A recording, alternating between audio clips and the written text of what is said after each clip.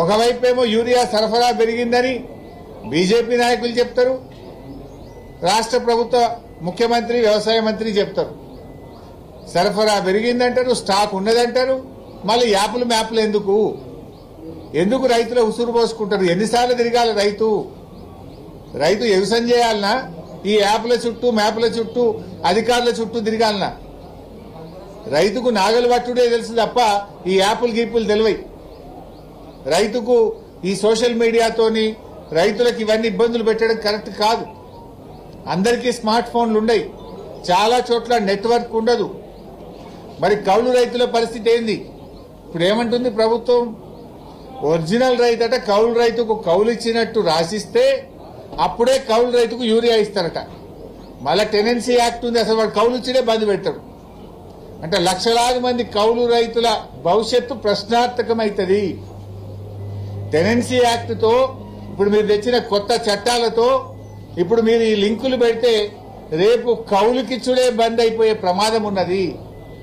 ఆనాడేమో పెద్ద పెద్ద మాటలు మాట్లాడినరు.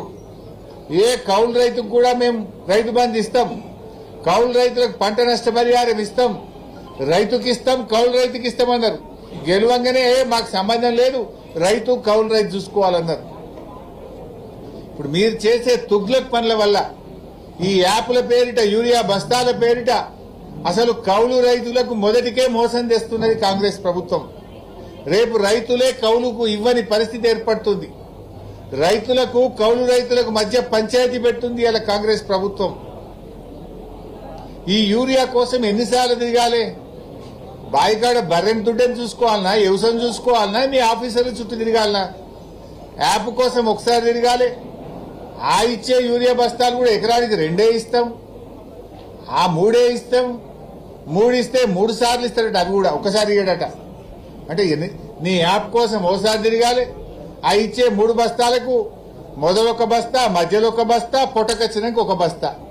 అంటే ఇక రవాణా ఛార్జీలు, ఆటోలు బస్ కిరాయిలు పెరుగుతాయి. ఇప్పటికే బస్ ఛార్జీలు డబుల్ చేసిన మగవాళ్లకు. బస్ ఛార్జీలు రేవంత్ రెడ్డి వచ్చిన 2 సంవత్సరాల్లో 2 అంతలైనాయి బస్ ఛార్జీలు. అంటే నువ్వు ఆఫీసర్ల చుట్టూ తిరగాలి తప్ప వ్యవసాయం చుట్టూ తిరగాల్సిన అవసరం లేదా?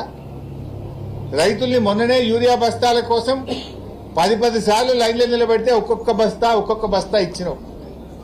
ఇప్పుడు యూరియా సరఫరా చేతగాక యూరియా ఎగబెట్టడం కోసం ఇవాళ కేంద్ర రాష్ట్ర ప్రభుత్వాలు 2 కలిసి రైతుల ఉసురు పోసుకుంటున్నాయి.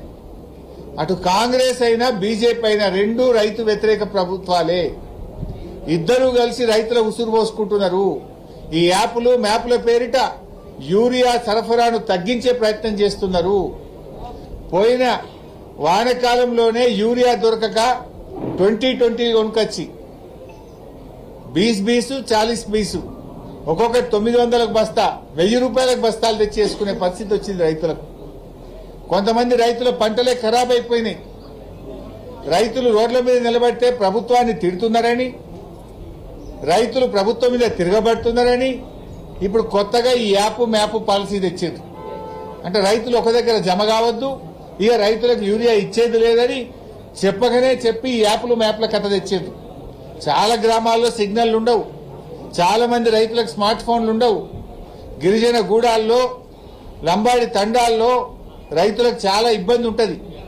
చాలా మంది రైతులకు ఇప్పటికీ కొంతమందికి పట్టా పాస్ పుస్తకాలు లేవు, కోర్టుల్లో కేసులున్నాయి, అన్నదమ్ముల మధ్య పంచాయతీ ఉన్నది, సాగు చేస్తున్నారు కానీ భూమి కాగితాలు లేవు. మరి అలా వాళ్ళకి యూరియా ఇయ్యవైగా? నువ్వు కాగితం ఉంటేనే, పాస్బుక్ ఉంటేనే, యాప్ ఉంటేనే ఇస్తా అంటున్నావు.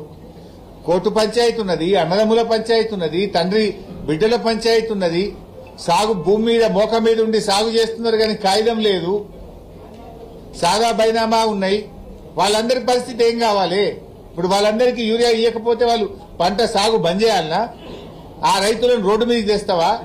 వ్యవసాయం బంద్ చేయమంటున్నావా రేవంత్ రెడ్డి? ఒక ఆలోచన ఉండాలి కదా. ఒక పాలసీ తెచ్చినప్పుడు దాంట్లో ఉన్న సాధక బాధకాలేంది, ఇబ్బందులేందో కనీస అవగాహన ఉండాలనా లేదా? ఏది పడితే అదే తుగ్లక్ లెక్క ఒక కొత్త పాలసీ తెస్తే ఎంత ఇబ్బందులు పడాలి రైతులు?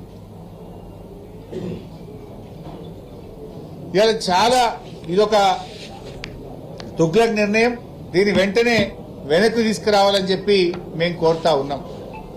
ఆనాడు కేసీఆర్ పాలనలో కరెంటుకి ఇబ్బంది లేదు, యూరియాకి ఇబ్బంది లేదు, రైతు బంధుకు ఎదురు చూసే పరిస్థితి లేదు, పంట కొనడానికి ఇబ్బంది లేదు. ఇప్పుడు అన్ని బాధలే. పంట అమ్మాలి